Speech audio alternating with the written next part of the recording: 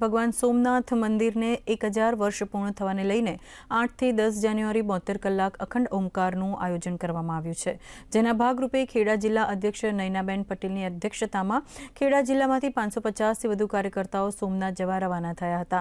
પ્રદેશ મહામંત્રી અજયભાઈ બ્રહ્મભટ્ટ સહિત જિલ્લાના ધારાસભ્ય પંકજ દેસાઈ, કલ્પેશ પરમાર સહિત હોદ્દેદારો તથા કાર્યકર્તાઓ નડિયાદ રેલવે સ્ટેશનથી રવાના થયા હતા।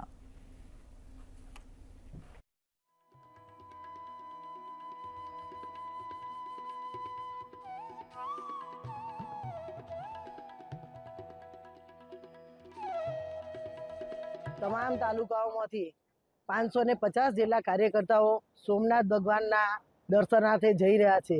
ત્યારે ખેડા જિલ્લાના તમામ જિલ્લાના હોદ્દેદારશ્રીઓ કાર્યકર્તાઓને ટ્રેન મારફતે જાય છે, ત્યારે એમને વિદાય આપવા માટે અહીંયા ઉપસ્થિત થયા છે। 72 કલાક સુધી બધા જ મંદિરોમાં મહાઆરતીનું પણ આયોજન ખેડા જિલ્લામાં બધા જ મંદિરોમાં થયું છે।